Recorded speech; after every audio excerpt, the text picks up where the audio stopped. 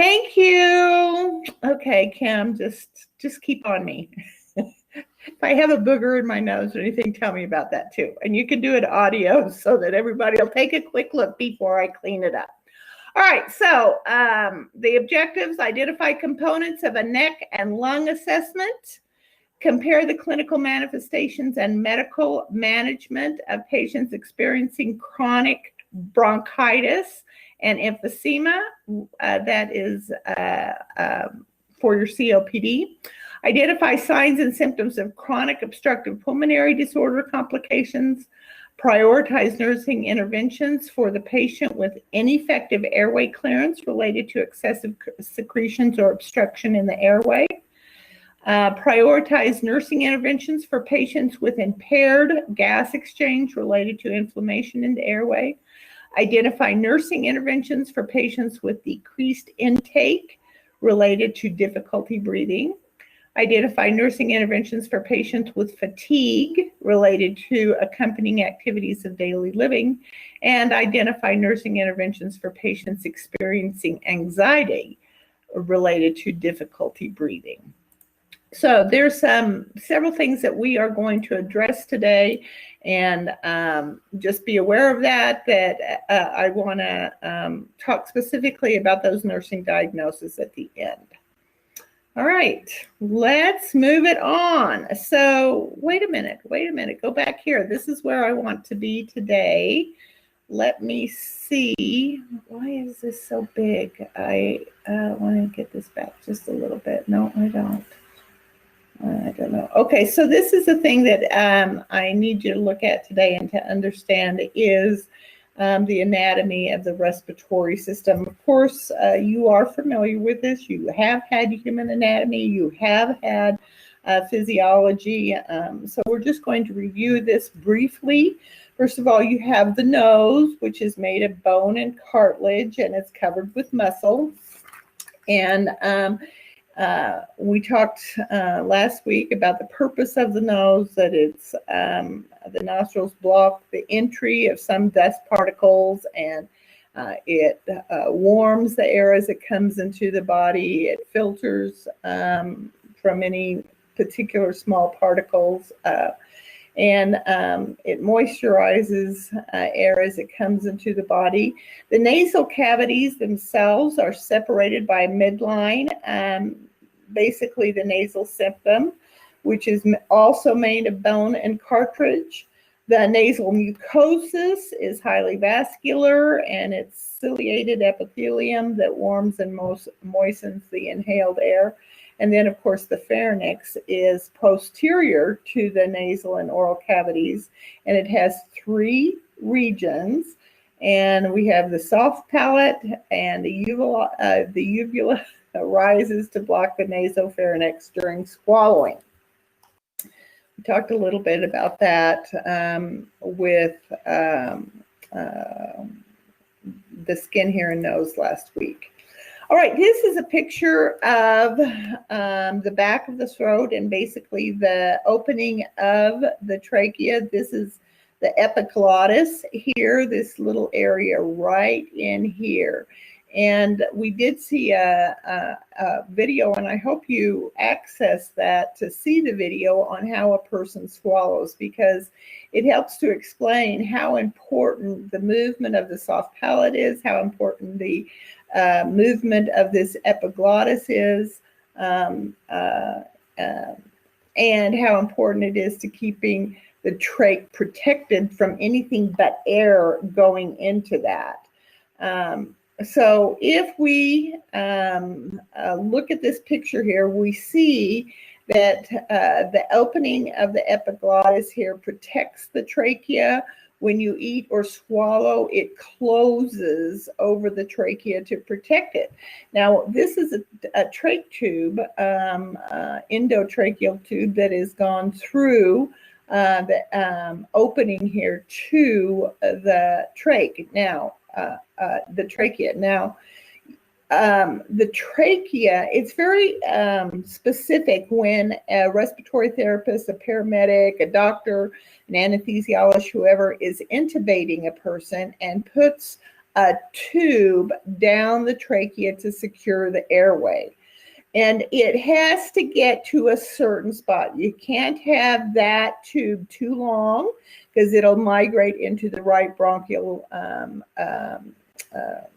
tree there, or branch off the trachea. Or if it's too short, then you don't ventilate, the air doesn't go equally into both lungs. So it's very important to secure that tube, that it remains in place, because if it doesn't, then only one of the lungs is going to get ventilated or get air into it. So this is what's happening if the trach is out of alignment, and this is why they look at it with an x-ray after it's been placed to determine that, number one, it's in the trachea, not in the epiglottis, and number two, that the placement is just right so that air will flow into both lungs.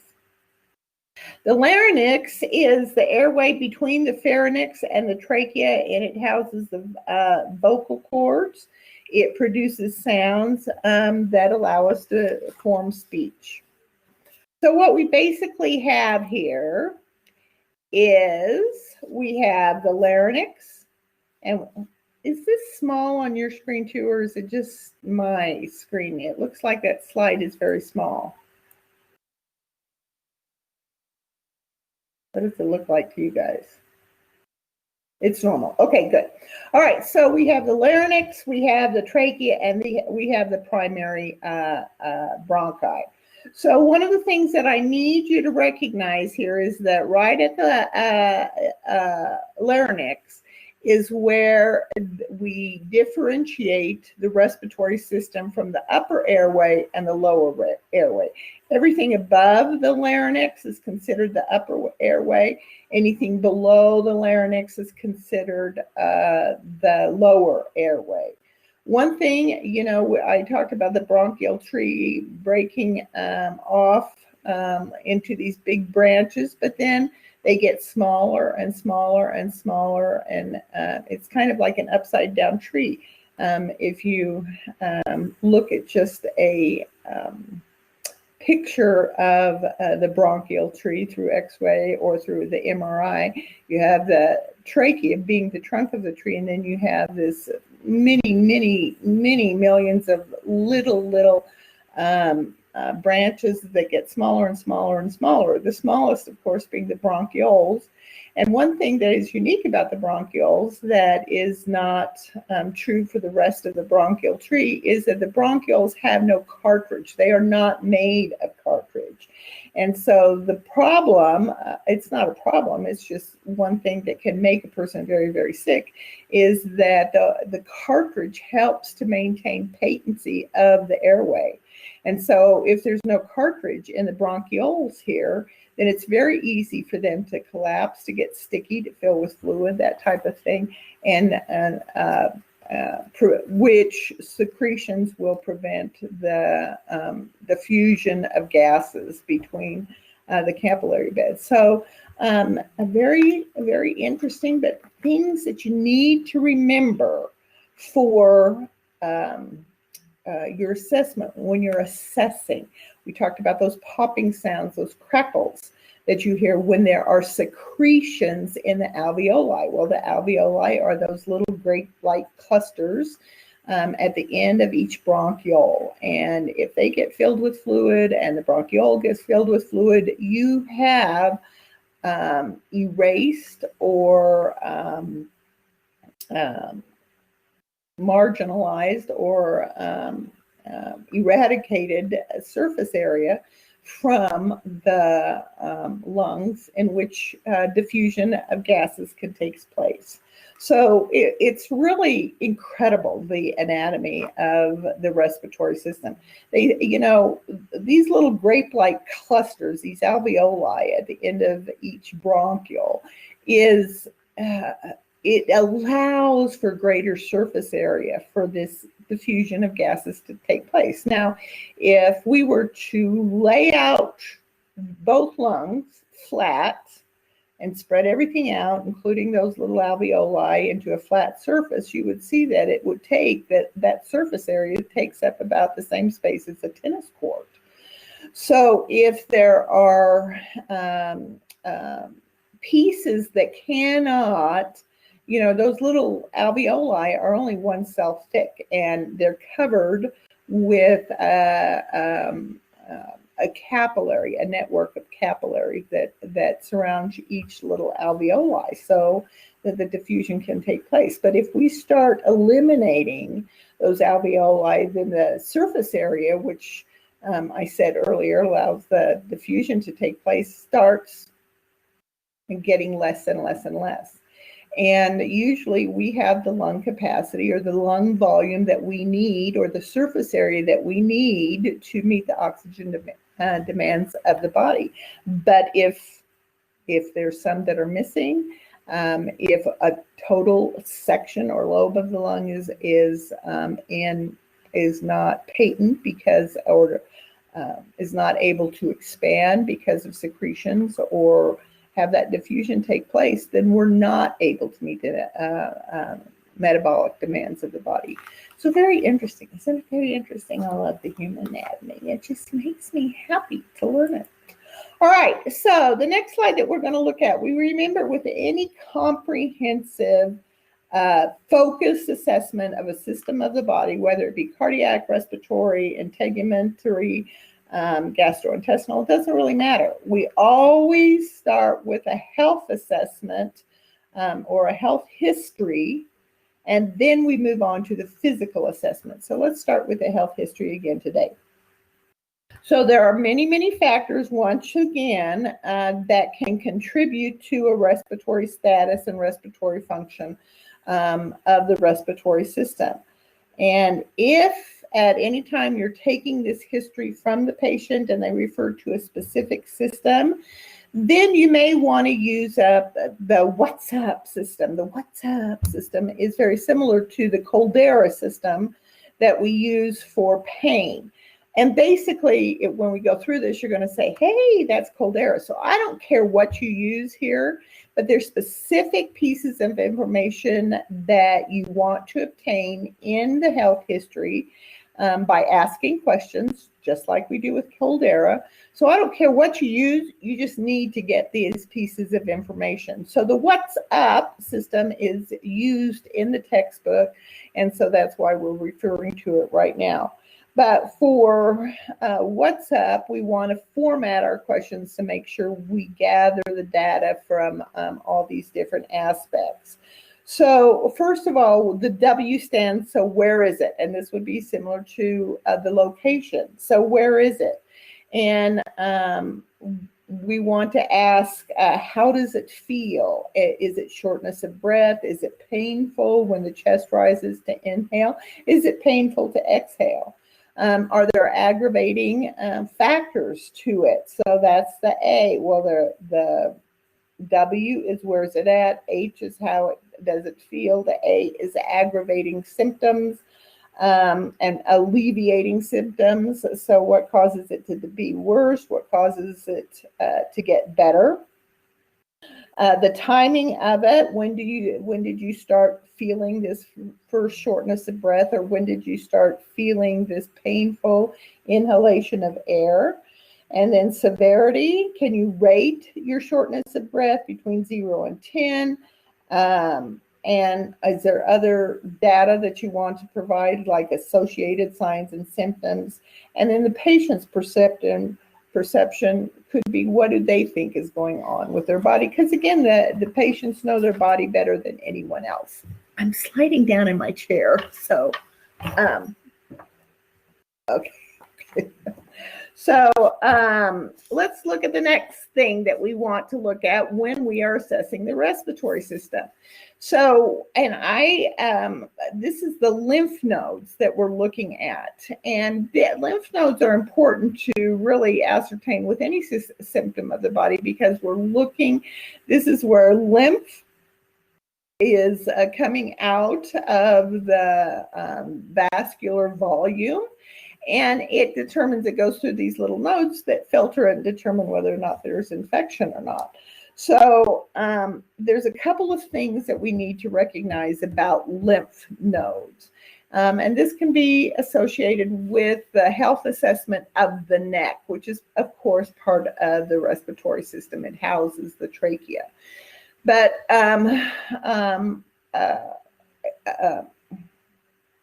I get going sometimes, and I get going too fast sometimes.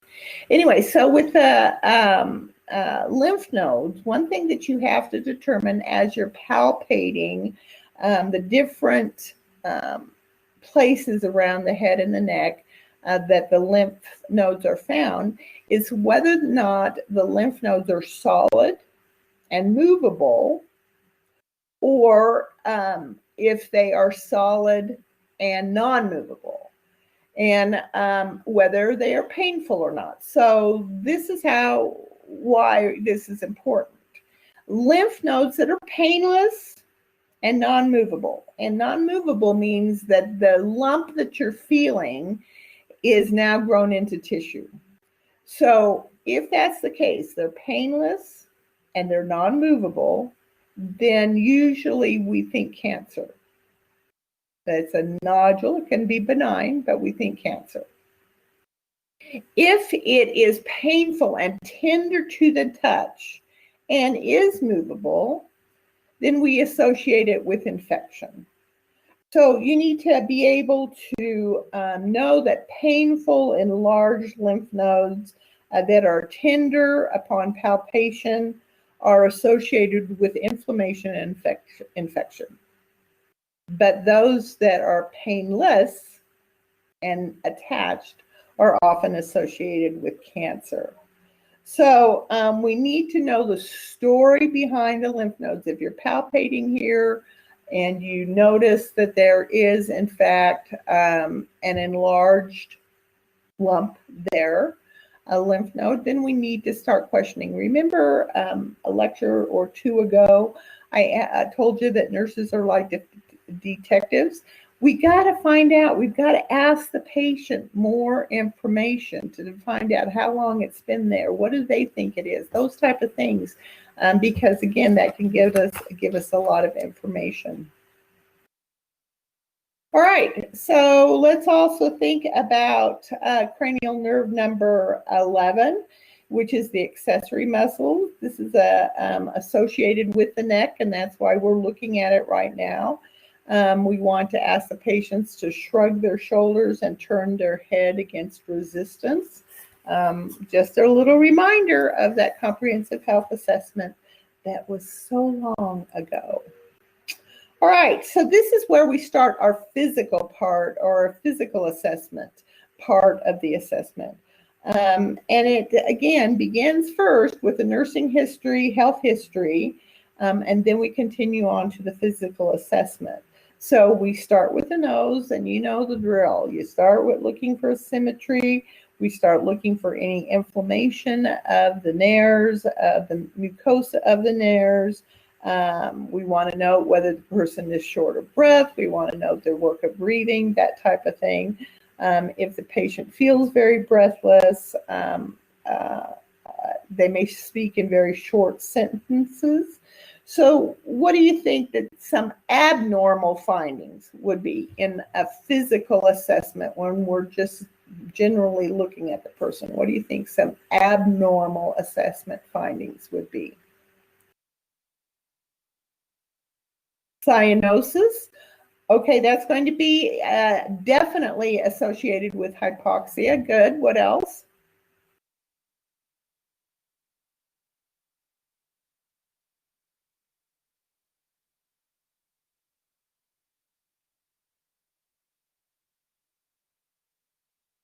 Labored breathing. Retractions. Work of breathing is huge. Yes. What else? In fact, let's go back to that answer for just a minute that Kim and Alexis gave us, okay? We sit there and you're doing a physical assessment and you see this work of breathing and you see retractions. How high of a priority is this? Huge, exactly. It's very huge. It's one of the worst things that you can see because A patient is not going to be able to sustain that for very long. They will tire out, their muscles will tire out there, they won't be able to expand their chest, and they will start to decline as far as saturations are concerned, but also how they can expand the chest. So it really is a priority if you are doing a physical assessment and you know the person is seeing retractions. Okay, what else is an deviated septum? No. It is associated with, because this is a physical assessment, a deviation septum is going to either totally occlude or partially occlude the intake of air. We don't want that to happen, do we? No, because we're going to have to work harder to bring in the air to expand the lungs. What else? Respiratory rate. Okay, so anything less than 12 and anything more than 20, exactly. So if they have a high respiratory rate, they may be satting 95%, but if they're breathing 36 times a minute to get that, that ain't good. That's not good. It's not gonna, they can't sustain it for a long period of time. It's too tiring. If it's less than 12, then they're not, again, bringing in enough oxygen to meet the metabolic demands of the body, and pretty soon that will affect the entire system. Amy writes that we're looking for adventitious breath sounds. Exactly. We're trying to listen for that. We're going to go over that in just a minute. What else?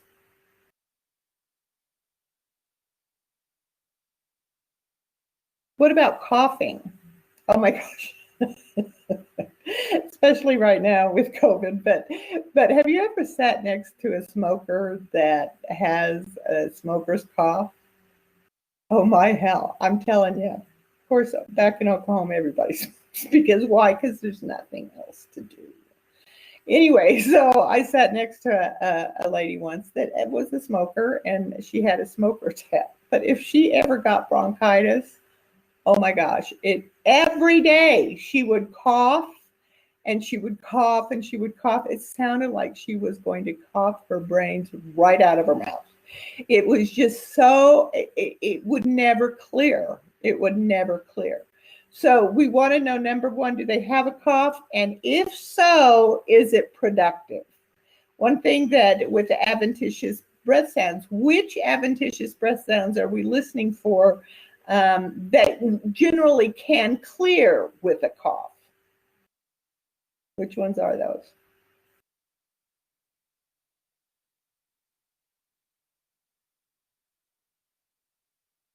I'm glad that Kim and Amy are still awake. Olivia's there too. Good.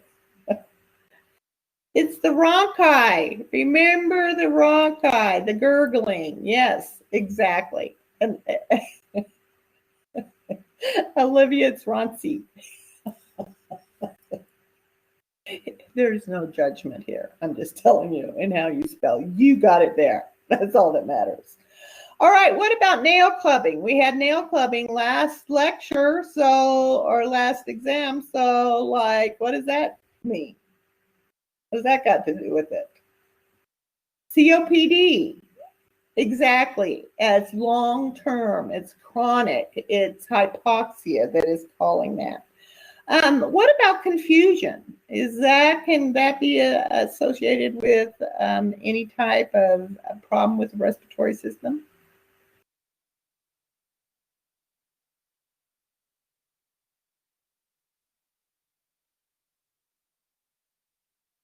Yep, hypoxia again. Yes, exactly.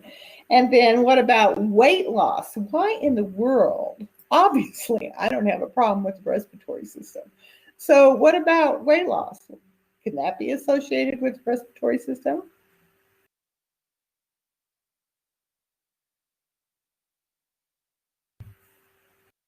Yes, maybe they choke a lot. Either that, or here's the deal.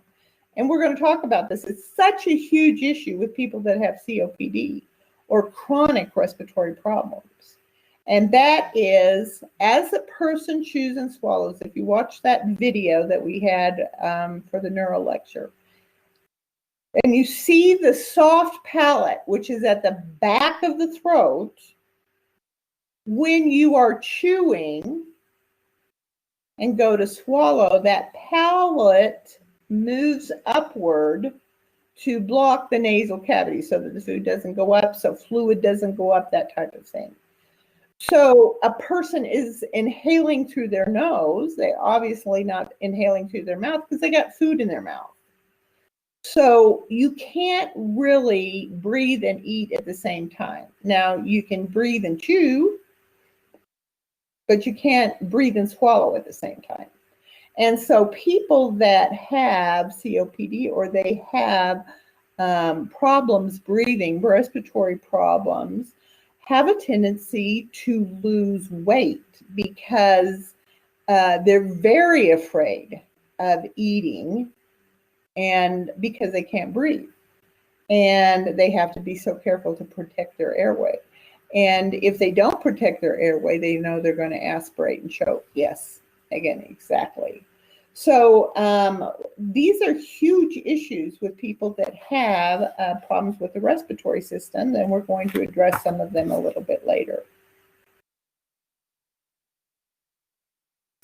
So I threw this slide in here. There really isn't an objective associated specific to hypoxia.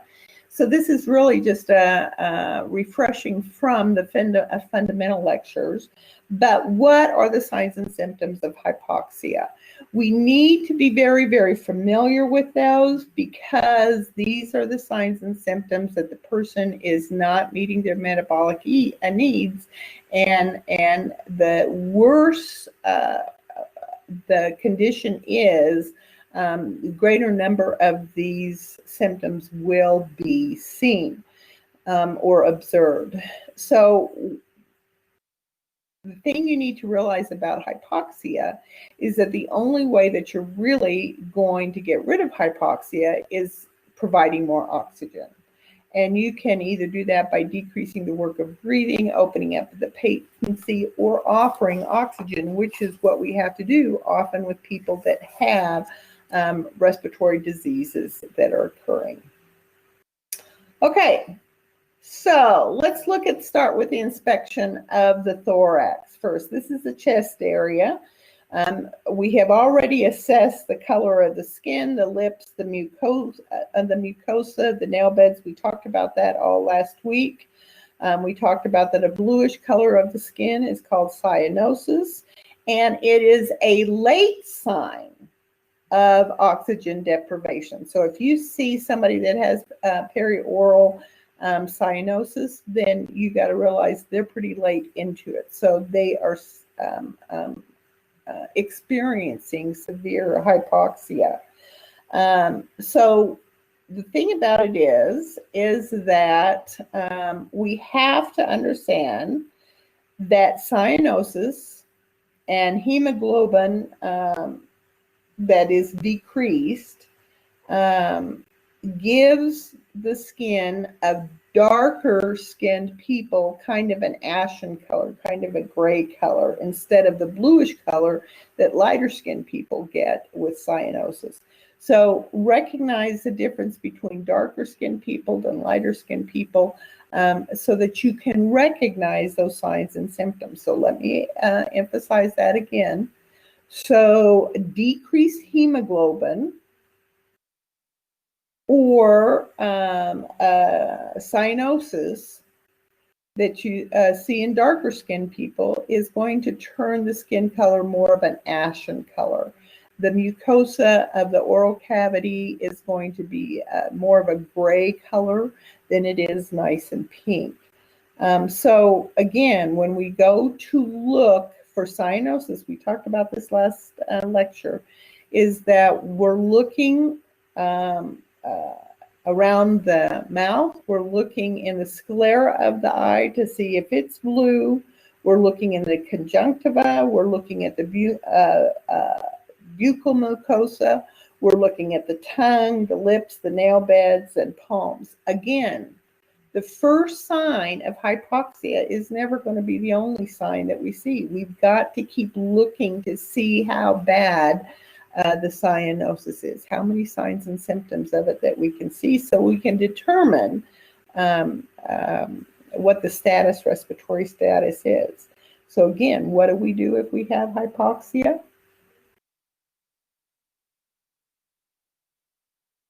Administer oxygen.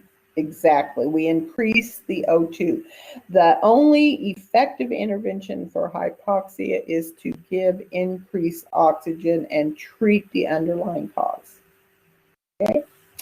Another thing that we want to do is look at the shape and the contour of the chest. So you see here, I tried to get a picture of this so that you will understand what I'm talking about. Normally, the chest is about twice high as it is wide, and as deep as it is front to back. So if it is more rounded up here, then it's called a barrel chest. And the reason, why do you think people that are struggling to breathe have a barreled chest?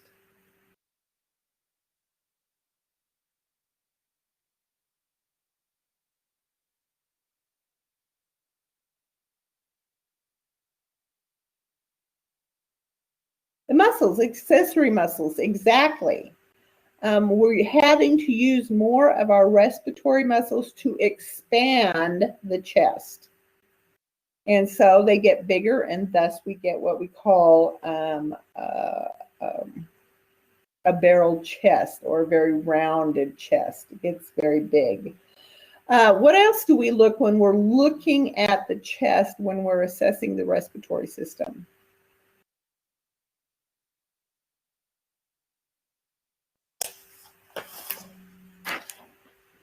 I have about 5 students that are answering questions. Is anybody else out there?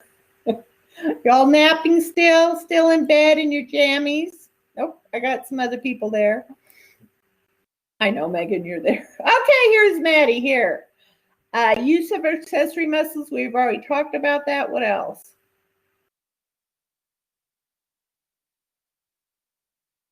What about equal expansion of the chest? So can you visually see one side of the chest rising and the other side not? That's going to let us know if there's a collapsed lung there, or one that is not inflating properly. We also want to observe the placement of the trachea in the neck. Is it midline, or is it off to one side, which could indicate a pneumothorax with severe tension on it. So again, there's a lot of things that we can inspect visually, determine what our respiratory status is. Okay, so let me go back for it because we're not quite finished with that yet. So let's talk about breathing patterns here. That's another thing that we're looking at here. So when we're talking about breathing patterns, what we're doing is looking to see if the depth and the rhythm are the same between each breath or for each breath. So the thing about it is that when respiratory breathing patterns are very shallow or very deep, or if there's long spaces in between, all indicate that there's something neurologically going on that is preventing this regular inhalation and exhalation of air. And so some of these patterns are so, in fact, commonly seen for different situations, that they've got names associated with it. And you're going to need to know these names. So what is the definition of an orthopneic breathing pattern? Should have learned this in CNA, should have learned this in your fundamentals class. What is the definition of an orthopneic breathing pattern?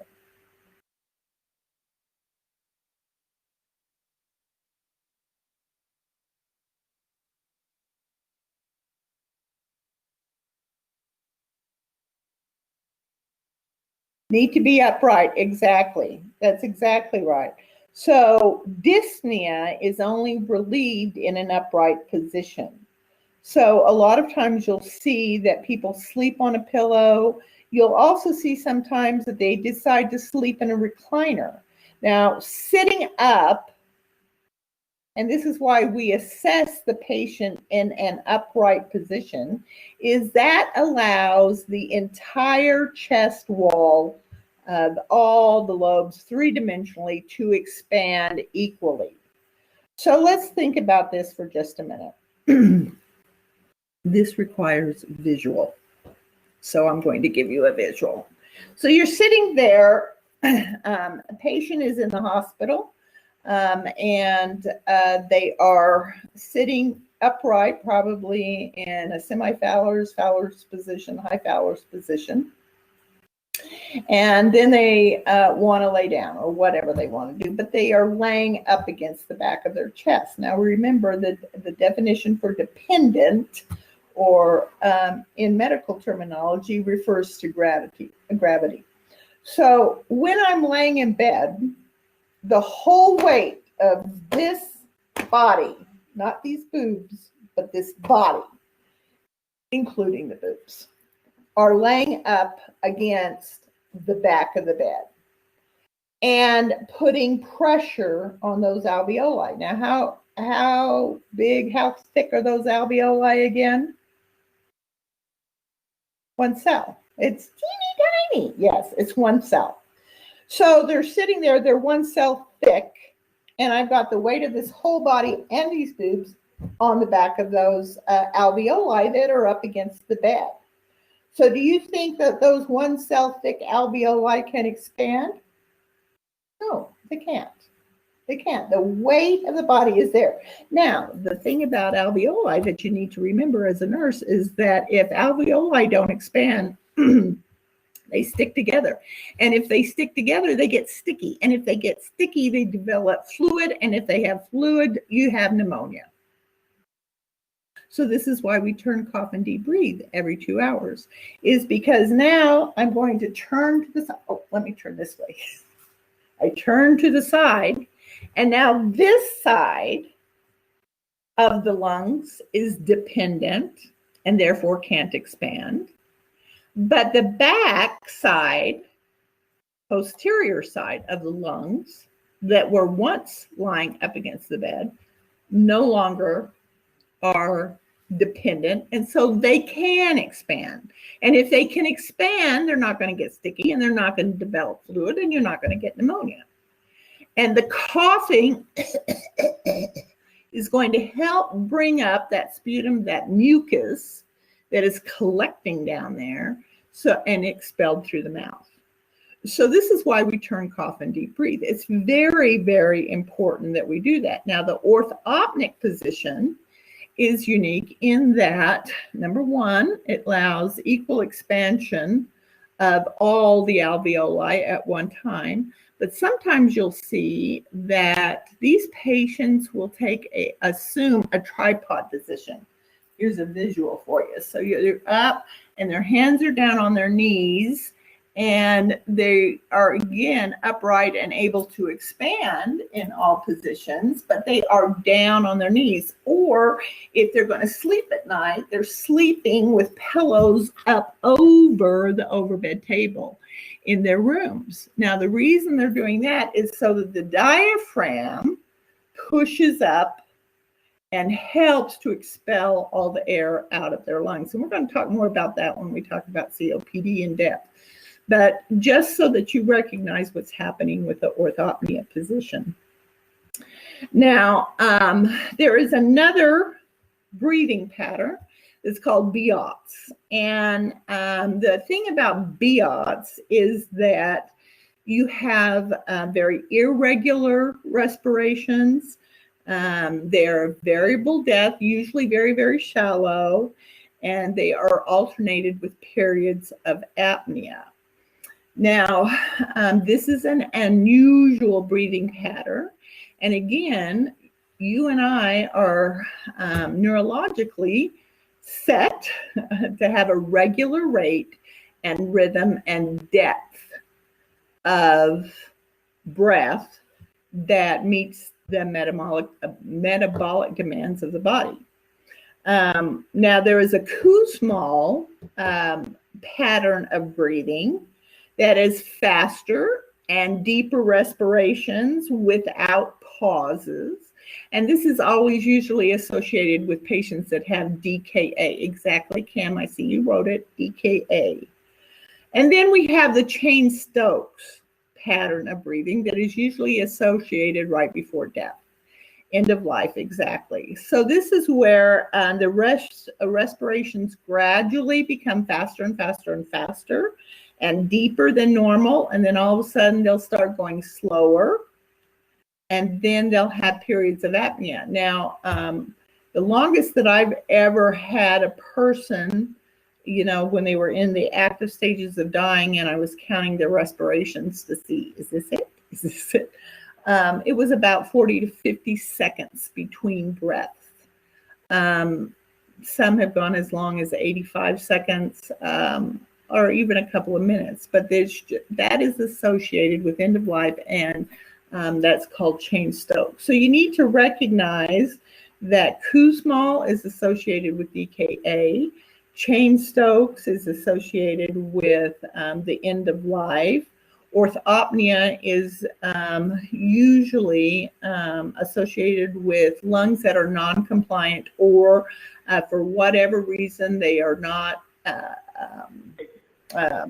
inhaling and exhaling normally. So I see a question. Anybody? Nope. Okay. So also a tachypnea is where somebody's breathing greater than 20 breaths per minute. So we need to recognize the pattern of breathing as well in our physical assessment.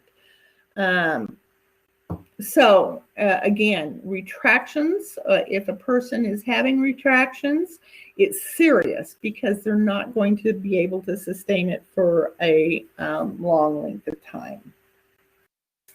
Okay, so let's see. What time are we looking at? 10:32. Okay, we still got time. I'm not going to spend a lot of time on the next slide, which is normal breath sounds, but I will say this. In some of the comprehensive health assessment, when students were explaining where the bronchial and the bronchovesicular and the vesicular breath sounds were located, they were not giving specific definitions, or they were wrong in their definitions, either or. So I've put this little picture up here so that you will specifically see where these breath sounds are found. Notice how high the bronchial sounds are heard. They're heard supraclavicular. They're above the clavicle. If you'll see with the bronchovesicular, look at how close they are to the middle of the torso. They are on either side of the sternum, but they're very close. And then your vesicular can be very high, but they are towards the outer edges of the lungs. So just recognize that, and you're going to need to know this for the test, the correct terms for the correct definitions or clarifications of where these sounds are heard and what their characteristics are. But like I said, I'm not going to spend a long time with that. Why? Because you know it already. Okay, so abnormal breath sounds, I'm not going to spend a lot of time on as well. Why? Because can't make me. Actually, you've learned this enough. You should know it very, very well. One thing that is here that you may, I think in the baseline, we covered stridor, but a plural rub is one of the definitions that we have here on this slide. And I want to make sure that you understand that the pleural rub is inflammation of the lining of the chest wall or lining of the lungs themselves, not the lung tissue itself, but the lining of that. So just be very aware of that. Okay, so let's look at a couple other little things here. I don't have that. Let's go to this one. Okay, so this is atelectasis here, and here's a picture of atelectasis. And so where you see very dark, this is where there's air, and it's not expanded. You see that lung right there? It's not expanded like this is. So atelectasis is basically a collapse of the alveoli. And this prevents the respiratory exchange of carbon dioxide and oxygen in a given part of the lung. It most commonly occurs with post-surgical patients. So let's talk about this for just a minute. When a person goes into a surgery under a general anesthetic, this is not going to happen with a local anesthetic, but this happens with general anesthetic, where they go in and the person becomes intubated and they are put on a ventilator. Now, whether you and I recognize this or not, you and I have so many breaths a second, and we don't even think about it because it's all controlled in the brain and the brainstem there. We don't have to think about it. And so when they're put under general anesthetic, that is depressed. That area of the brain is depressed. And so the breath, the intake and outtake of air is controlled mechanically. And you know what? We don't know if we're doing a good job or not. We take guesses. We do our little formulas. We figure out, the anesthesiologist figures out how much how deep the breath should be, how fast they should be breathing, all that type of things. But really, we don't know how well we're doing because it's all inside the body, and we don't know. We can't tell if the tissue is getting enough oxygen to be perfused.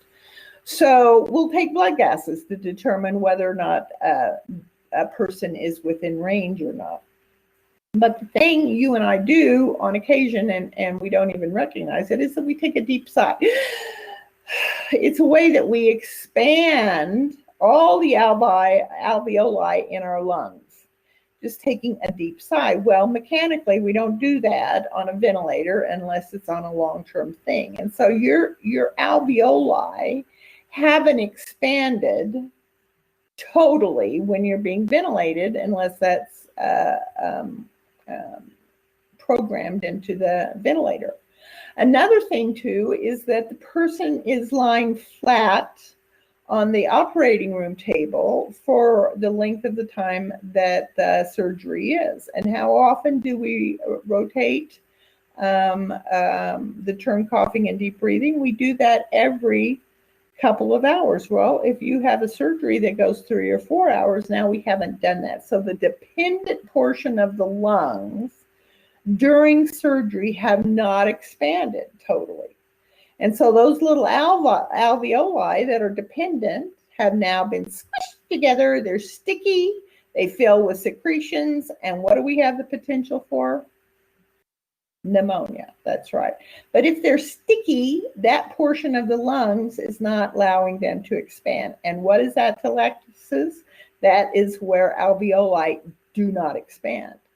So now you understand, hopefully, why a post-surgical patient is so apt to develop atelectasis. Is because they haven't turned, coughed, and deep breathed.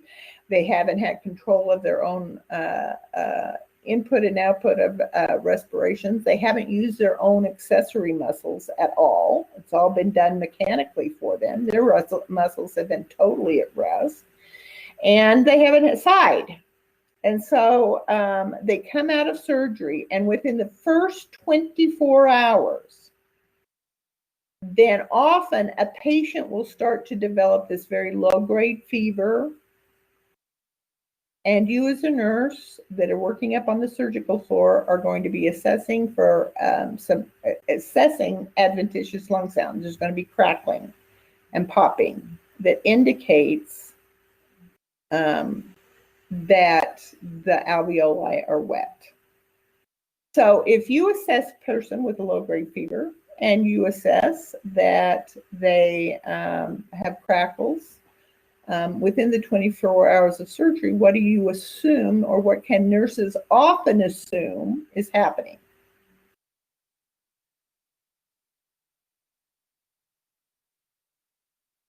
Pneumonia. They're developing pneumonia. Exactly. But this is the killer. Are you ready for the killer? Okay, I'll give you the killer. So this is what's happening. They're developing atelectasis, and often this can be done and this will be done within the first 24 hours after surgery.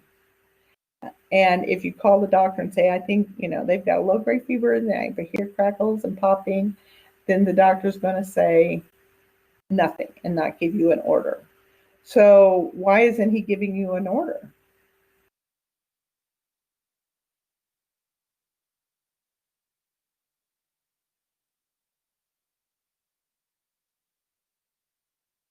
Hello. It's okay.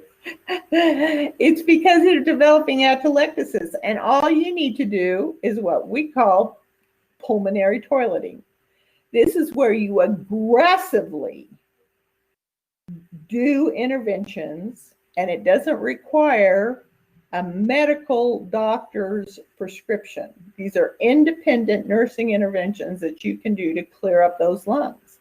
As soon as you start to assess it, and it's within 24 hours of surgery, then you start every hour going in there and requiring your patient to do incentive spirometry at least 10 times. And this is where they fully inflate their lungs on that incentive spirometer. If they are being cantankerous and don't want to do it, then have them hold their breath. And you have them do that, just expand their lungs as full as they can, hold it for 3 to 5 seconds, and then exhale, and then inhale again. Do that repetitively for 10 times, and you do that every hour. And you turn them every hour, and you have them cough every hour. And if you do that, within 4 hours, you're going to go back, their fever is going to be down, and guess what? They're going to be clear. They're not going to have any more adventitious breath sounds because all they needed to do was open up those alveoli. Now, if you're looking at infection post-surgically, where you have pneumonia, then you're looking at maybe 3 to 5 days post-surgery, and the fever will be much higher.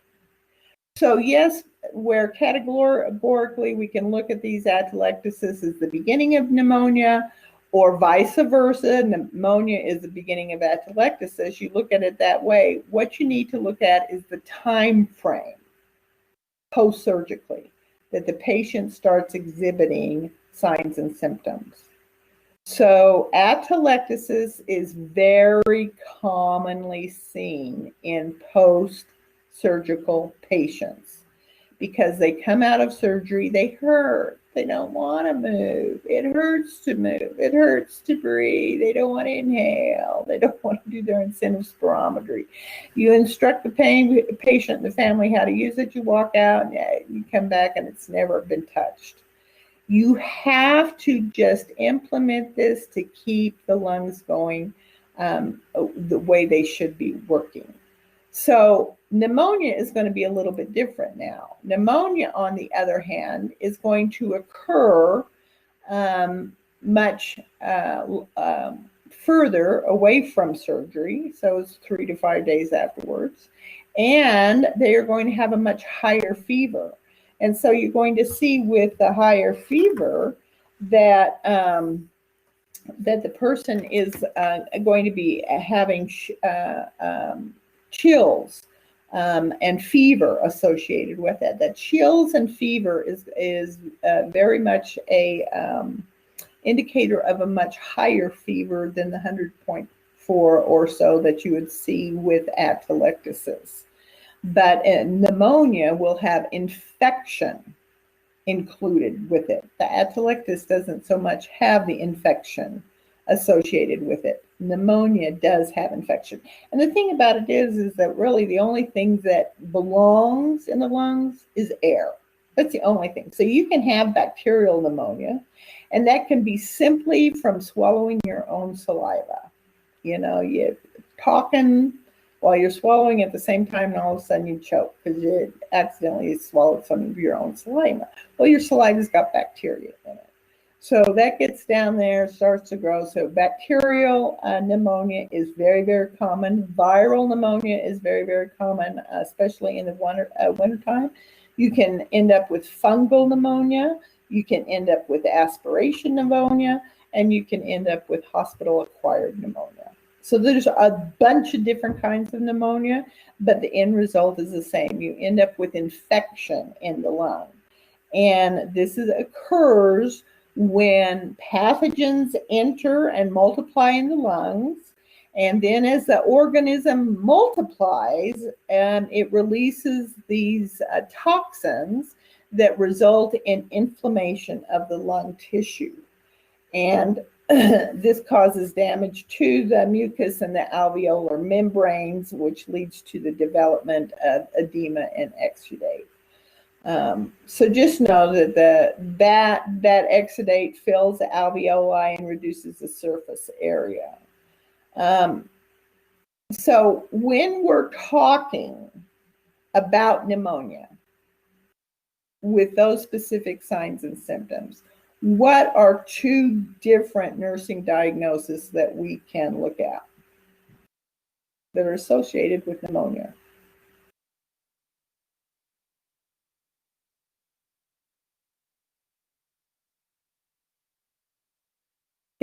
Ineffective gas exchange, exactly, or impaired gas exchange, exactly. What else?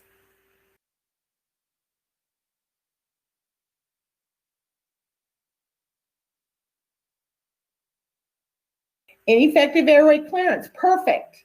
Those are exactly the two that I wanted. Now, that being said, what is the difference? Pneumonia is the cause of both these nursing diagnoses. What are the signs and symptoms going to be for ineffective gas exchange or impaired gas exchange?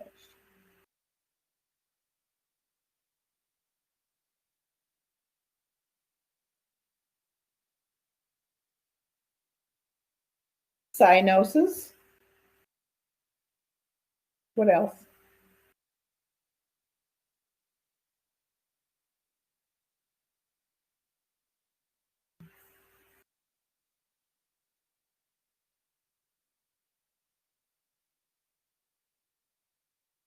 Tachypnea, low O2. A low O2 is what I'm looking for here, because this is directly related to ineffective gas exchange.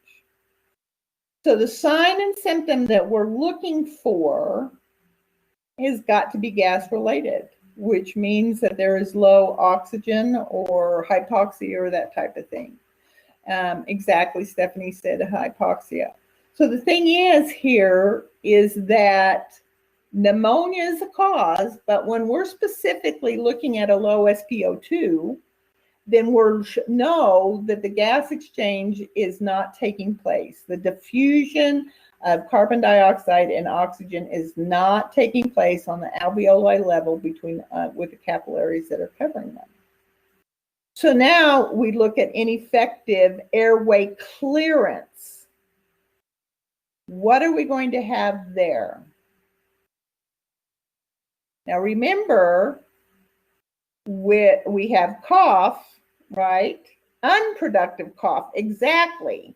So the thing about it is that when we're looking at edema of the tissue with the pneumonia, remember, my definition of pneumonia is here, where a pathogen gets in there, it starts to multiply. During its multiplication, toxins are a byproduct of that multiplication, which cause edema and inflammation of the lung tissue. That's different than fluid getting in the alveoli and the fluid causing pneumonia. So if there's fluid in the alveoli, then that is going to be your sputum that you can cough up. But if you have ineffective airway clearance, are we able to bring up, are we being able to produce that sputum and bring it up? No, we're not. So that's ineffective clearance. You hear people coughing, and they're trying to clear.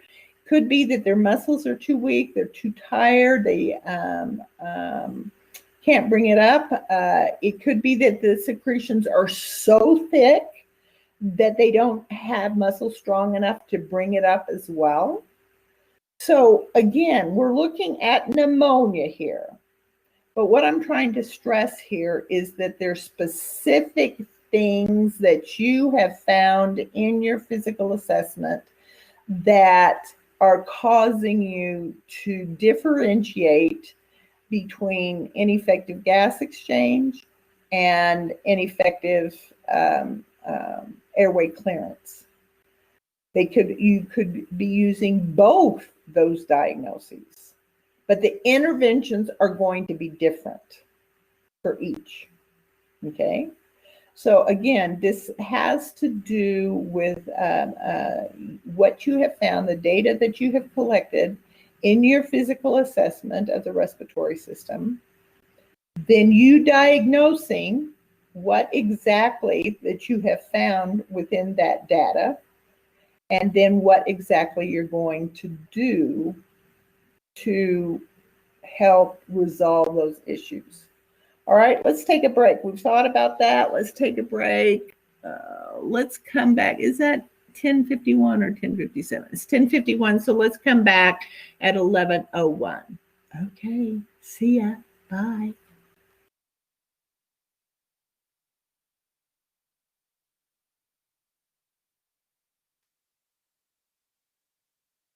And we're back.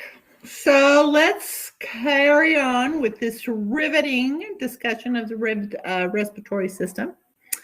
All right, let's move on to pulmonary embolism here. So pulmonary embolism is when there has been an embolus, which has been a broken off piece of a thrombus, which is basically a blood clot. Sorry. I think I just aspirated my own saliva.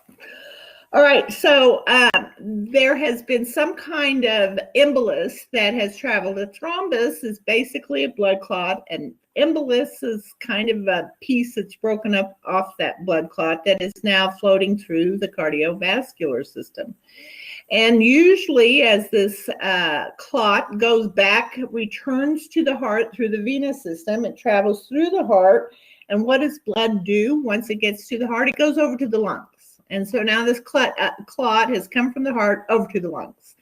And then in the bronchial tree, that clot, depending on how large it is, has now occluded or totally blocked off a piece of that or part of that branching of the bronchial tree, which is now not letting in any blood circulate past those alveoli on the distal portion of that tree. And so what is happening there is it's called dead space. There is no blood flowing. There's no gas exchange taking part. Now, that may not have a huge impact on your respiratory status if it happens in a teeny tiny bronchiole.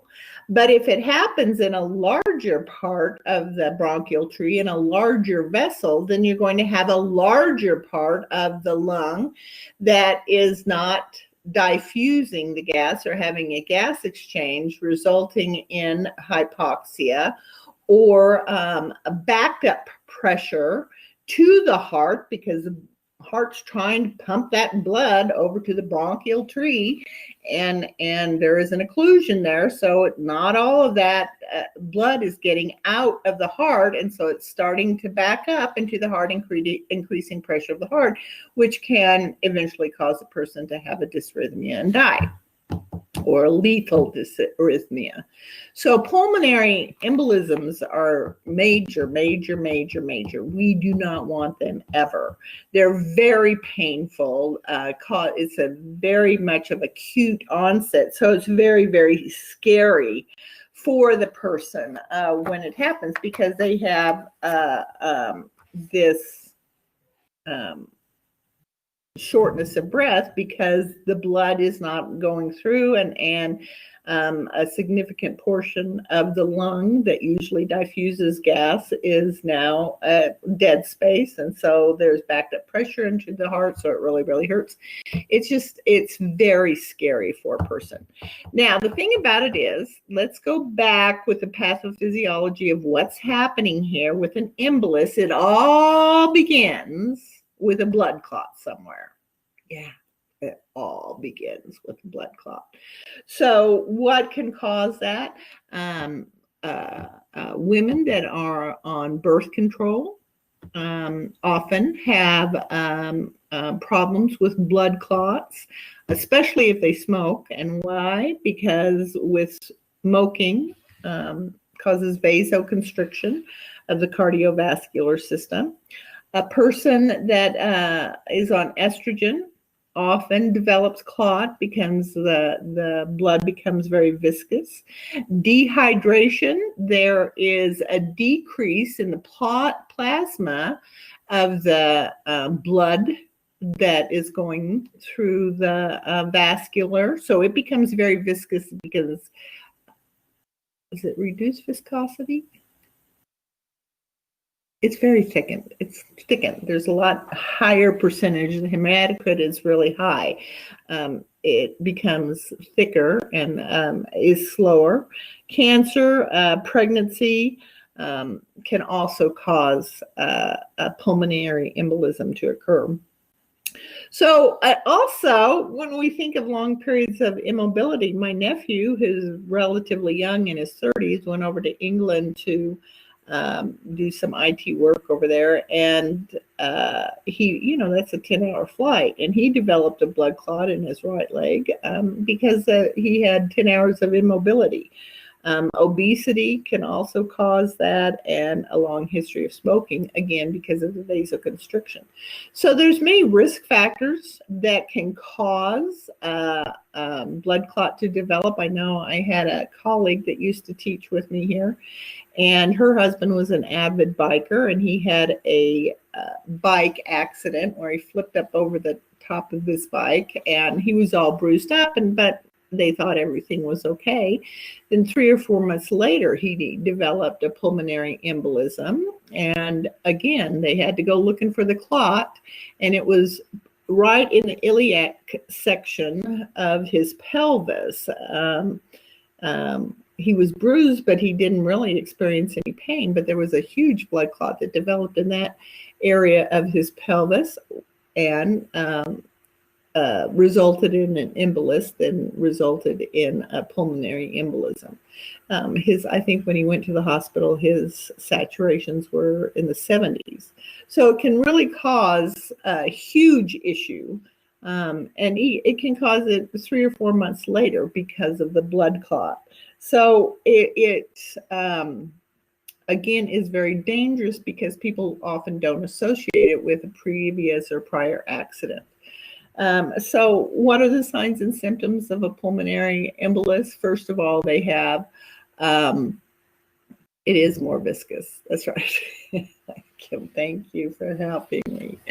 So anyway, it's first of all, there's a sudden onset. When you have a pulmonary embolism, it is a sudden onset. And like I said, either it occurs from the right ventricle trying to push blood into the lungs, and there's a backup of pressure into the right ventricle, which causes it to end up with a dysrhythmia. And the thing about a pulmonary embolism is that it can occur even when the patient is at rest. So again, onset is very, very sudden. They will have an ineffective breathing pattern. They are sucking air. Oh my gosh, they are sucking air because all of a sudden they're very short of breath. They have chest pain. And so they get very, very anxious, which contributes to the problem because they just don't know what's going on. They don't really understand it. Of course, there's going to be impaired gas exchange associated with that because you have a lot of dead space in that part of the lung that is distal to the embolus and occlusion. And again, they are scared to death because all of a sudden they know that they are short of breath and that their chest hurts a lot. So that is going to contribute to their dyspnea because they're going to be scared to death. So some of the therapeutic measures that are considered is, number one, this is an emergency situation because, again, the backup of pressure into the heart can cause a person to have a lethal dysrhythmia. So the treatment is going to be dependent on how severe the signs and symptoms are. Now, we're going to learn about this more in the cardiovascular lecture, but ATP is a thrombolytic. It dissolves the clot. The thing about ATP is that it has to be administered between 4 and 6 hours from the onset of symptoms. So there's a very short window there where you can go in and administer this medication and it'll go in and find the clot and dissolve it. Heparin, on the other hand, is used to prevent the formation of clots. So it's an anticoagulant. It is used if a person does have a higher viscosity of blood, it's thickened blood, then they will use warfarin or Coumadin to thin the blood, anticoagulant. If a person already has a drip, then they're going to administer the ATP, but they're also going to do a heparin drip to try and prevent the formation of other clots. So we use ATP to dissolve a clot. We use heparin to try and prevent the formation of clots. But again, TP has to be administered within 4 to 6 hours from the onset of symptoms.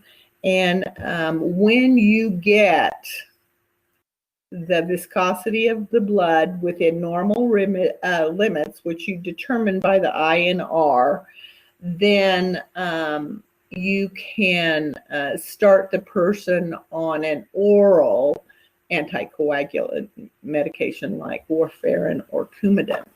So pulmonary embolism, again, is really highly traumatic for a person. It's an emergent situation. You need to slap a non-rebreather mask on the person, maybe at 15 liters, unless, of course, he is a COPD patient, which we're going to talk about right now.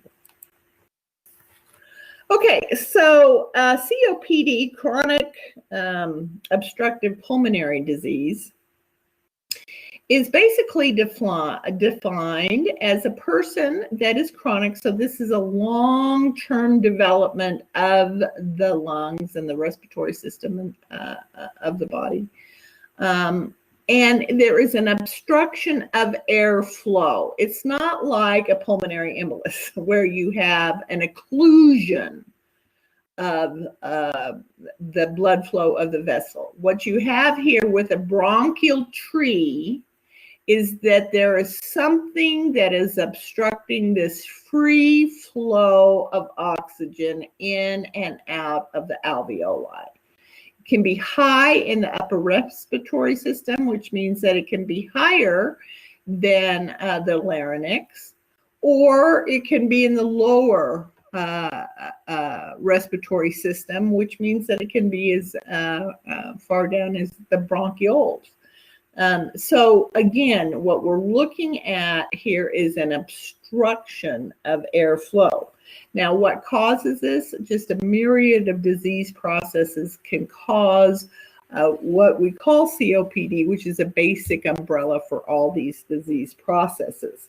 So there's 3 things that will eventually cause a permanent obstruction of airflow, the first being chronic bronchitis. And this is often caused by somebody that has smoked or has worked in an environment that has pollutants, which causes the bronchial tree to have some hypersensitivity or inflammation associated with it. So when we talk about chronic, what we're talking about here, that it has occurred for longer than 3 months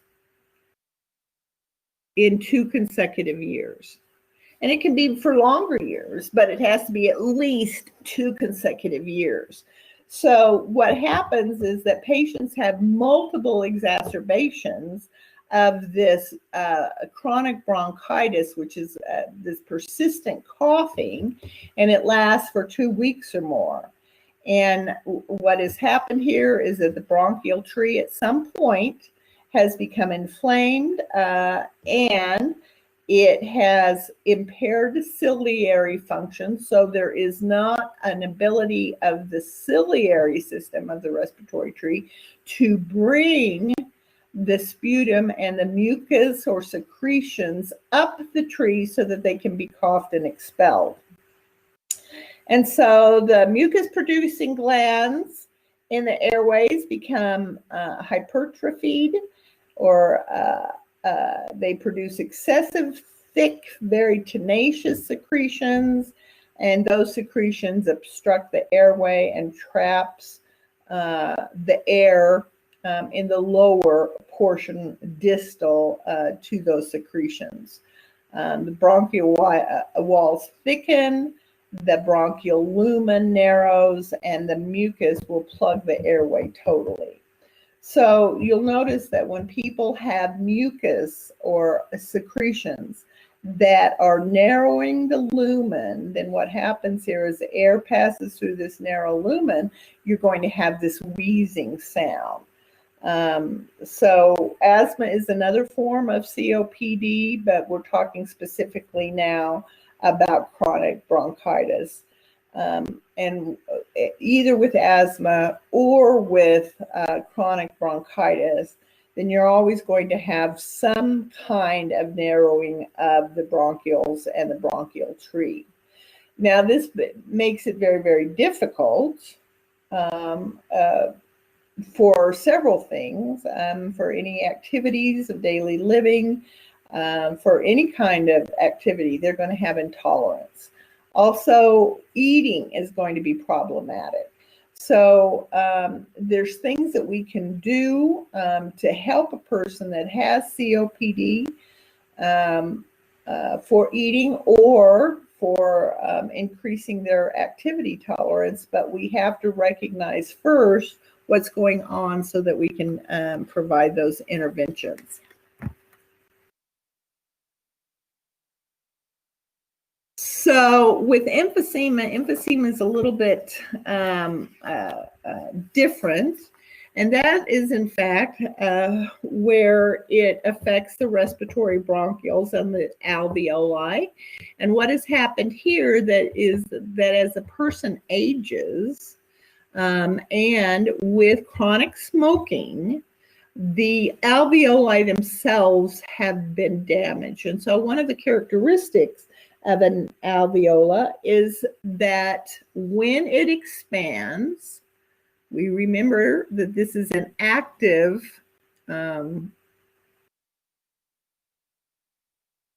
issue where the accessory muscles have to help the lungs expand.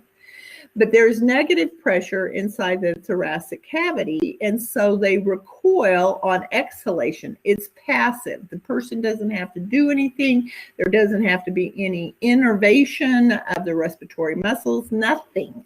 It's just a very passive movement where the alveoli deflate, and then again, they will inflate with the use of respiratory muscles and an intervention to the diaphragm and to those muscles.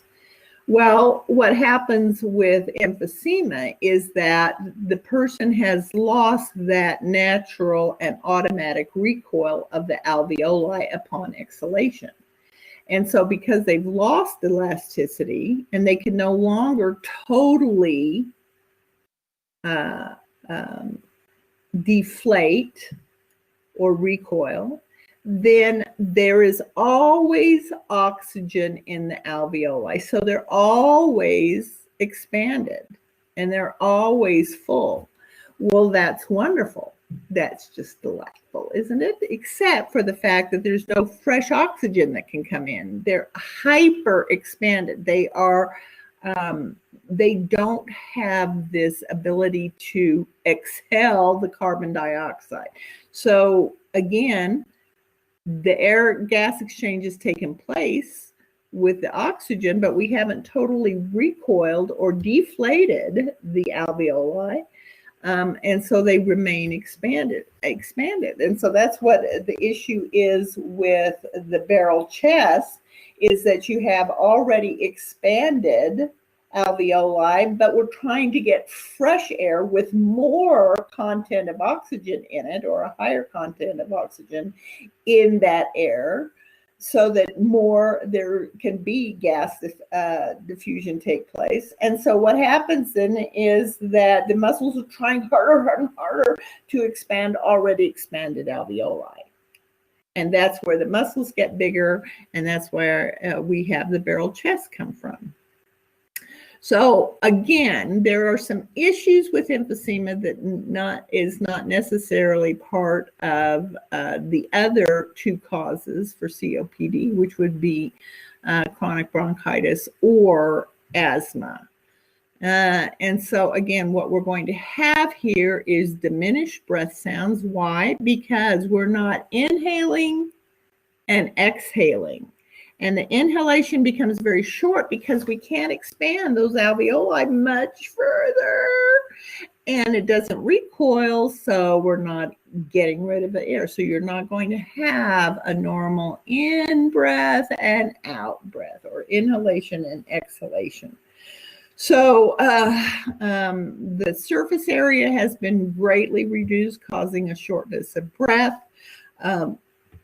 The person is not going to have the oxygen in the blood to meet the metabolic demands of the body, so they're going to have an activity intolerance. And the fact of the matter, because they're hyperinflated all the time, then and not able to get rid of this CO2, then you're going to have higher levels of CO2 in the blood than you are usually, and lower numbers of oxygen in the blood. In fact, in the respiratory drive cycle, which is driven by the amount of CO2 in our blood, is going to be the amount of oxygen in a person with COPD that does the drive.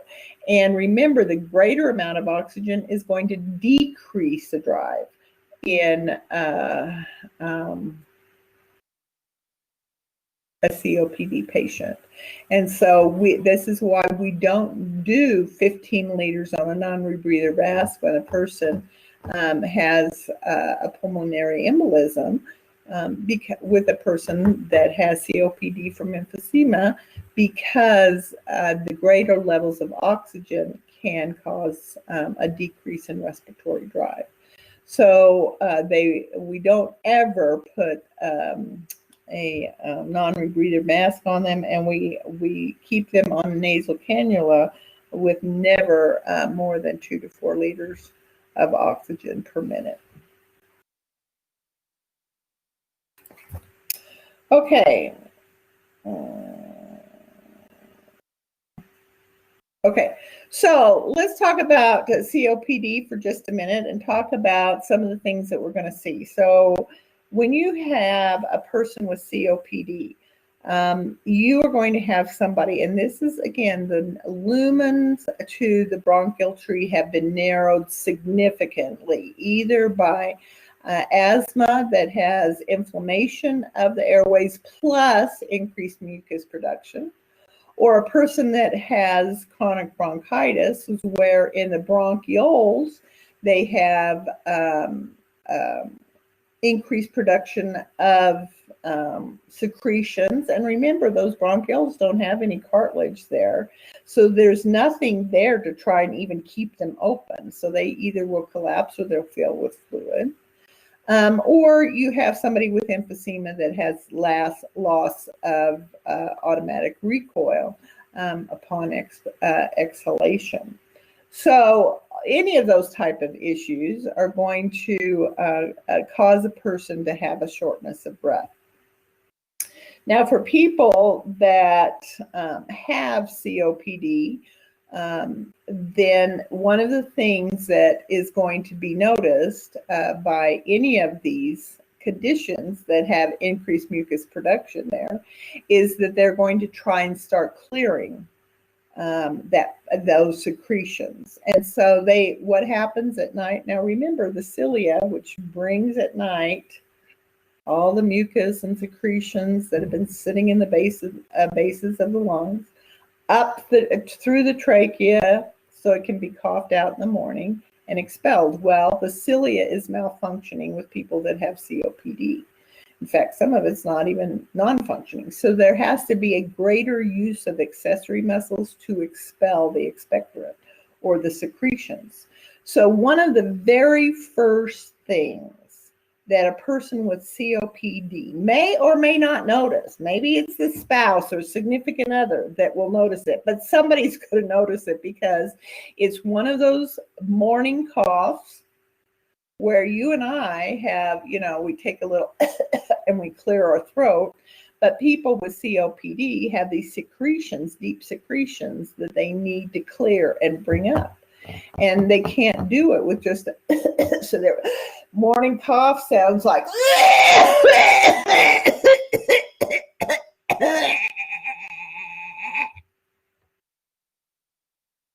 last time I did that, I had Jody running in because she thought I was choking. But I'm just saying to y'all that there's a morning cough. It's a hacker's cough.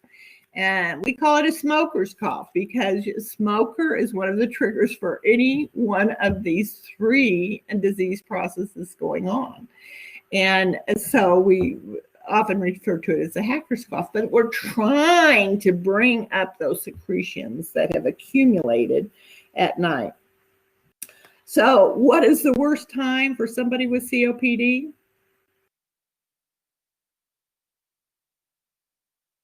Anybody? Winter. Morning. It's morning. Yeah, it would be nice if it was just the winter season, but it's morning is going to be the worst time for a person with COPD, because they've got these secretions that have accumulated. Nice save, Mark. Winter mornings. So the thing is that what you're trying to do is not bring up those secretions to expel them, to get them out. So it's very, very difficult. So the thing about it is that we have these secretions, and even after we've cleared the best that we can, there is still going to be narrowed lumen of the airways, and there is going to be hypersecretion of this mucus. So there is not going to be the airflow there that normally is. So what happens when there's not enough airflow there? We get short of breath and we have dyspnea. And it gets worse with exertion. So the person will begin to notice a change in his or her life patterns. Some people will first notice this, active people that were very active, suddenly they begin to notice that they're very fatigued. They have a lack of endurance. They have people that are not so active, that have been more couch potatoes, will notice a fatigue in their activities of daily living, not lipping, but living. So activities such as washing their hair or standing in the shower can result in extreme fatigue. And again, we talked earlier about the problems with eating. Because they are not able to take a deep breath when they put something in their mouth, they're going to quit eating before they quit breathing. So they will eat less. There is this huge fear because they're not able to take a breath when they have food in their mouth. And so lack of food is going to make them, of course, weak, not have the energy they need for their activities of daily living, even though it fatigues them to do some. So eventually, everything becomes exhausting for these people with COPD. And the thing about it is, once a person has gotten damage to the alveoli or to the bronchioles, then a person won't regenerate this, and they won't be able to meet their oxygen demands, and they will have to start wearing supplemental oxygen to help get their oxygen levels up and to get a little bit more tolerance. Now, we talked in fundamentals about pursed-lipped breathing. So this is something that really is significant for people that have COPD.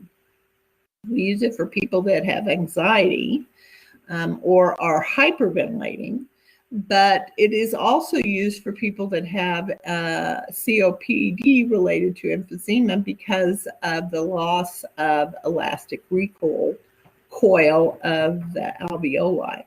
And that's pursed-lip breathing. So pursed-lip breathing is where we inhale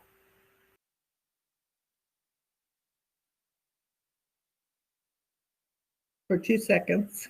I'm sorry. I am looking at the PN1s walking around the new building, very excited. It's one thing I get distracted with this window. Okay, back to you guys. Really, you are the most important people in my life. Okay, so where are we back to pursed-lip breathing here?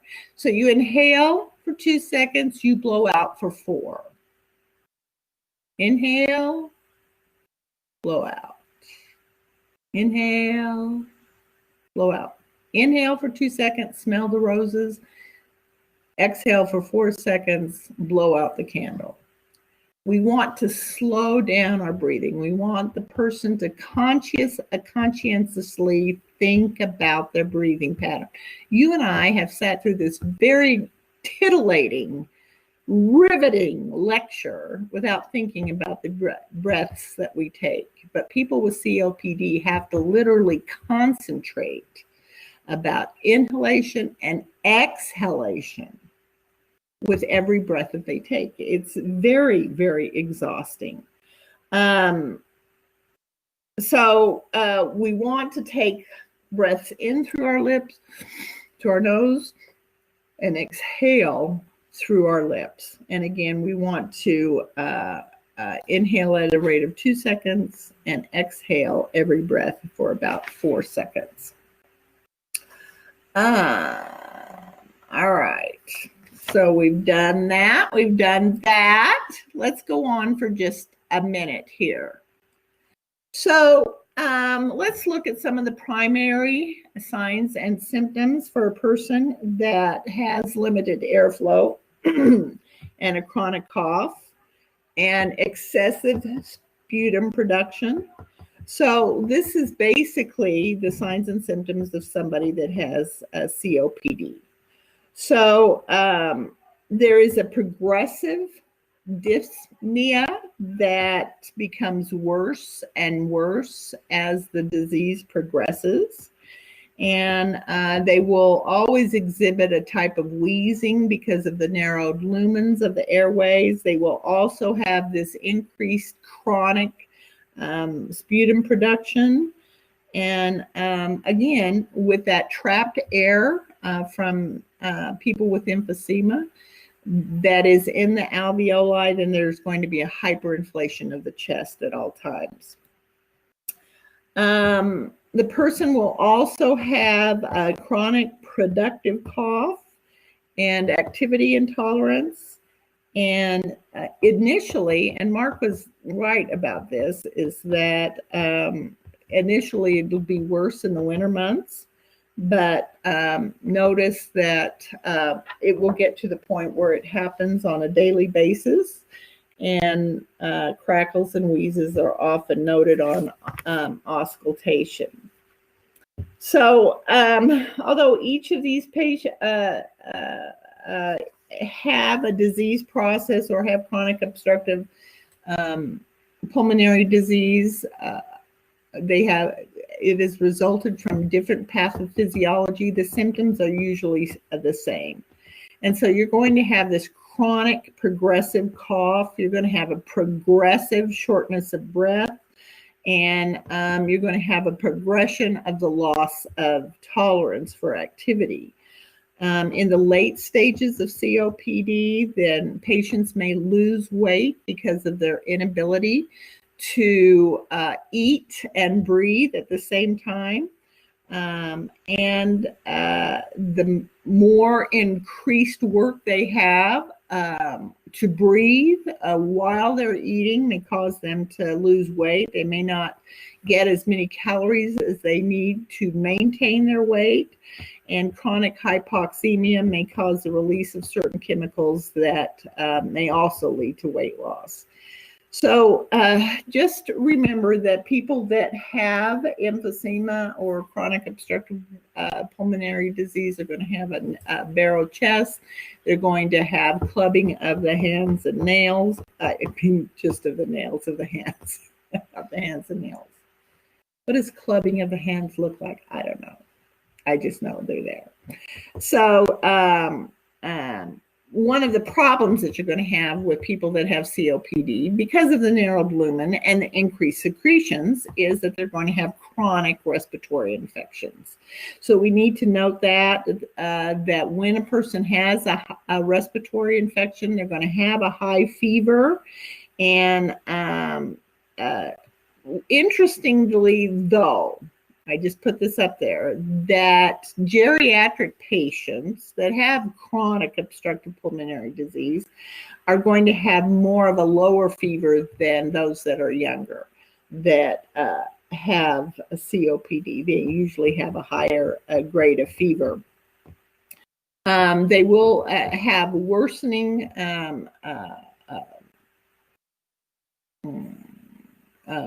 chronic a worsening of mucus production, and with that they're going to, when they're trying to clear it, it's going to be painful in the chest. They will find it more and more difficult to breathe, and it gets to the point where they're actually just sucking air. They're having to concentrate about every single breath they take. They may also have increased signs and symptoms of increased white blood cells because of the hypoxia and hypoxemia. So the biggest problem that we're going to have here is respiratory insufficiency, which means that we don't have enough oxygen to meet the metabolic demands of the body. So this is going to result in a lowering of the ability of the body to compensate and to function. All right, so let me see where we are next. Okay, we talked about respiratory infection. Did I just say infection? I didn't say that. It was infection. It just came out with a southern drawl. There you go. So anyway, we look here at the signs and symptoms of respiratory infection. It turns out that we're going to have respiratory insufficiency with that. One of the things that I wanted to mention too here is that, remember, we talked a little bit about pulmonary embolism here. So what happens here is that we've got all this blood that is circulating through the body. We come up through the venous vasculature into the right side of the heart. The right ventricle is going to push that over to the lungs into the pulmonary circulation so that the diffusion of gases can take place. But what's happening here, if the bronchial tree, not the bronchial tree as far as respiration is concerned, but the vasculature, the pulmonary circulation, is starting to be compromised because of a higher pressure inside the lungs because of the smaller lumens of the bronchial tree, then you're going to have this congestion, this backup of blood flow into the right ventricle. And that is going to cause right-sided heart failure. And that is called cor pulmonale. When you have right-sided heart failure related to COPD or high hypertension, pulmonary hypertension, and you have hypertension because of the constriction of the vasculature, then you have you're going to have right-sided failure, which is called, when it's related to respiratory issues, is called cor pulmonale. And we'll talk about that more when we talk about cardio, which is going to be our next lecture. All right.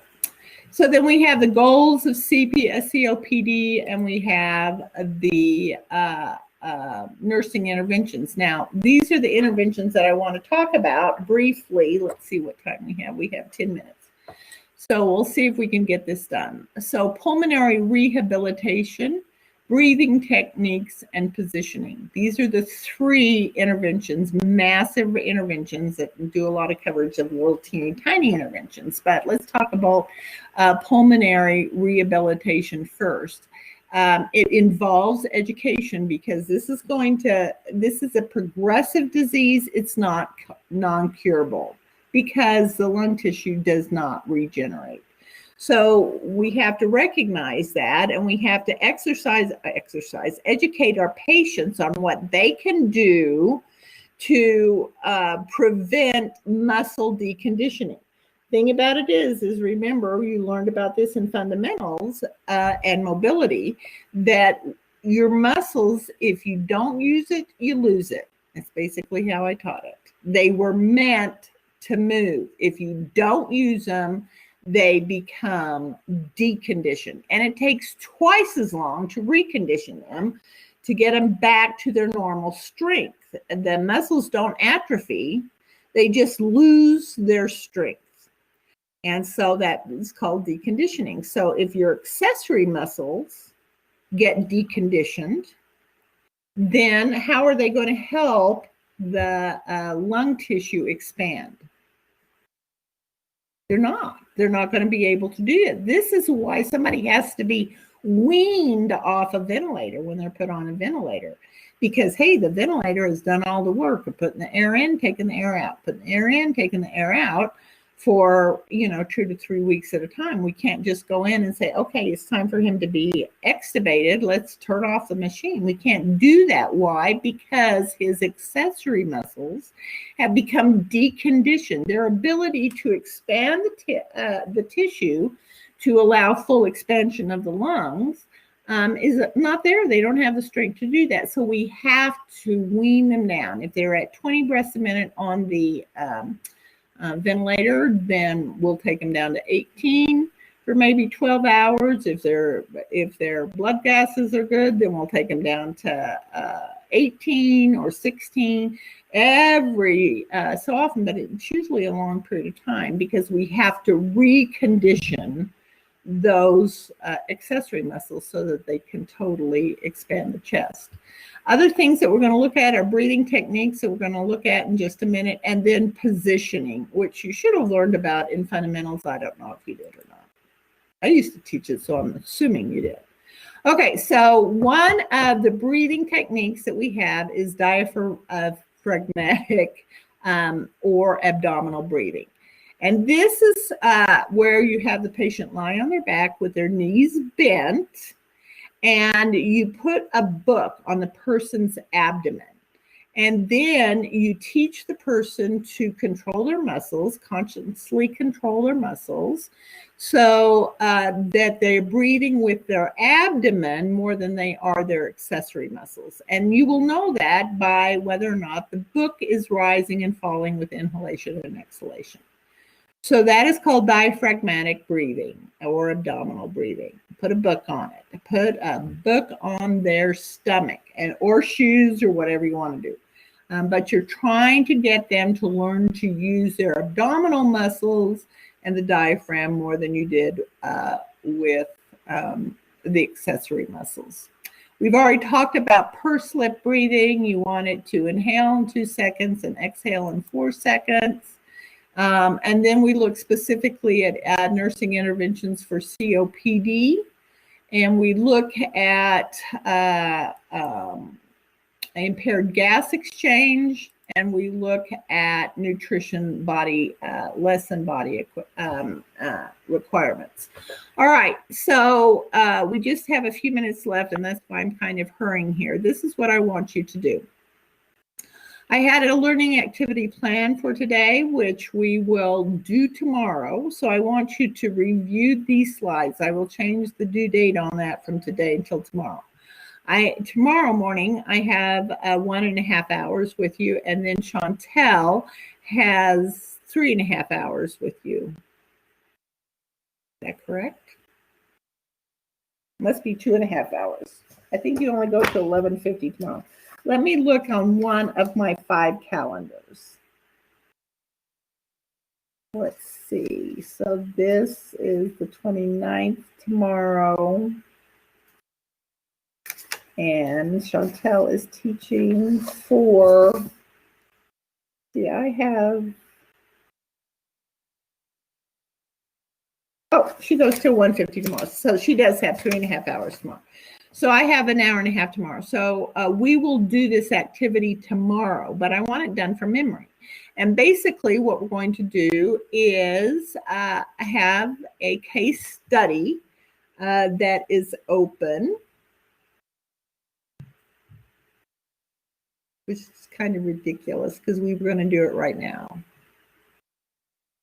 And tomorrow, it doesn't make much sense to do it tomorrow. But anyway, I'll change the date on that because, again, we were going to do it in class, and we'll do it. We'll discuss it tomorrow. You can do it since it's already open. I'll just keep it open, and we won't actually break out into sessions to do it. I was going to have you get into groups. I learned how to do that on this little blue button thing. But we'll talk about it a little bit because it's real important to know the interventions that you would do for these different nursing diagnoses. And I have to tell you that these are very specific nursing diagnoses for somebody with COPD.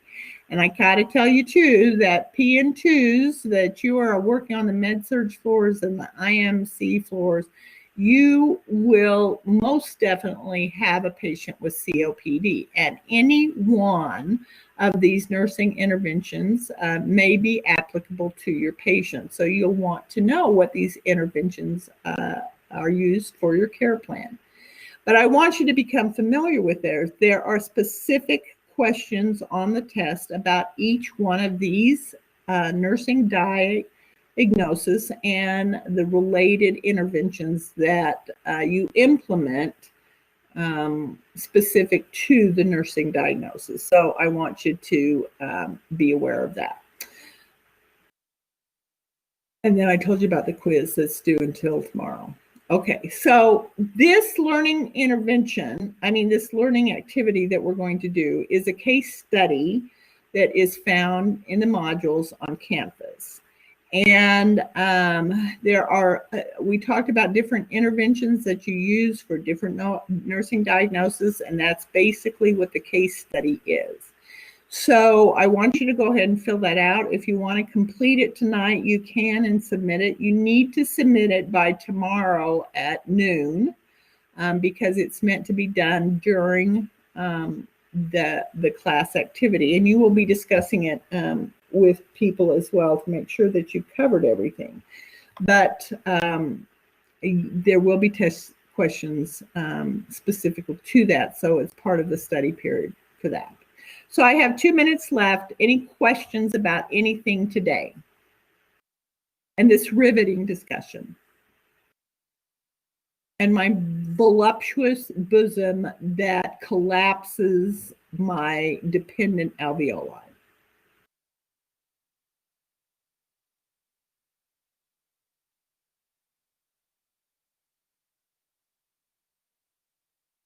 Nothing? Nothing? Fine. All right. You guys have a great day. Guess what? Guess what? You are done. You're done for me today. You ought to see Rachel. Rachel got her meniscus. She had a torn meniscus, so she got that repaired. She's on crutches. She's limping around. It's the most pathetic thing you've ever seen in your life. Yeah, if you get to see her. Oh, here she is. Come on in. Oh, I don't think she can come in. Just a minute. She has to say hello. You have to see that she's doing all right. Just a minute. Come in, say hello to mine. I was just telling him how pathetic you looked. Where did you get this? Oh, honey, I'm in. Proud. See, say here she is. Hello, friends. When Yes. do you guys get to come back? Oh my heck! It smells all cinnamony in here. It's just downright homey. You guys need to come into Vicky's office when you come to campus. It's true. It's I'm lovely. almost done. Lovely. Almost done. All right, Vicky has it together. There you go. Back in Oklahoma. Shut up. Did you get these from what's her face? Yes, I did. But I found them on Walmart. You can get them at Walmart. All right. Okay. And once again, we say goodbye. Love you guys. See you later. Auf Wiedersehen.